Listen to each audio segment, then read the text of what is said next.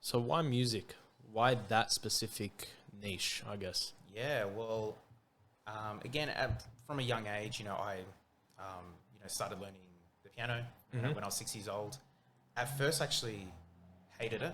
I actually hated it. Like I used to, I didn't want to practice. I used to cry even as a 6-year-old. Are you a sporty guy?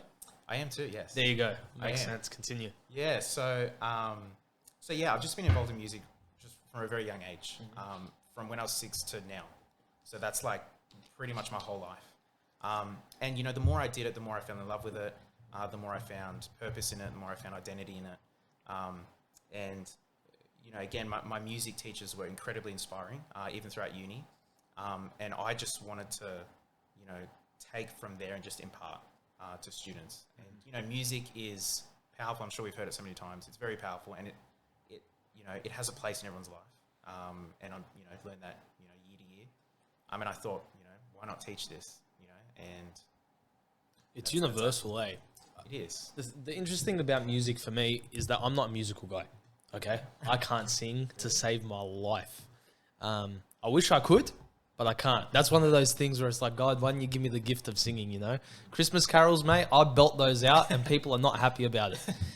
Yeah. But it is still one of those things that is massive in my life. Like I love music. I did piano for about 2 years. Hated it. Dropped it.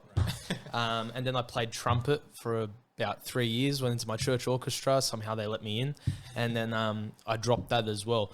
But music's a massive thing in a person's life, whether they're musically inclined or not. What is your thought on the whole music side of a person's life? What type of hold should it have on a person? Yeah, well, it's an interesting question. You're asking what hold should it have? The fact is that it does, like full stop almost. We all listen to music.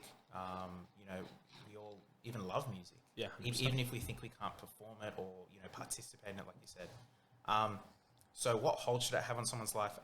It already has a big hold, and yes, it should. And there's nothing we can do about that. I believe we're created as musical beings. That's why it's such a big part of our lives naturally. There's so many ways you can go with this, but go for it.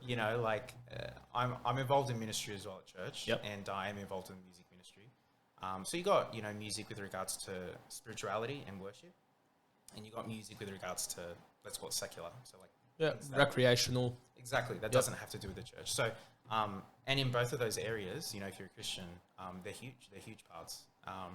Again, we listen to music on our, Drive to work. I was going to say iPods, but do we have iPods still? No, not anymore. That's the crazy part, bro. The way that music has gone from like the tape, the CD, and iPod in the last 10 or so years is crazy. It's all on your phone now. That's right. And nothing's really hindered it. It's just always flowed through all of those different mediums. So,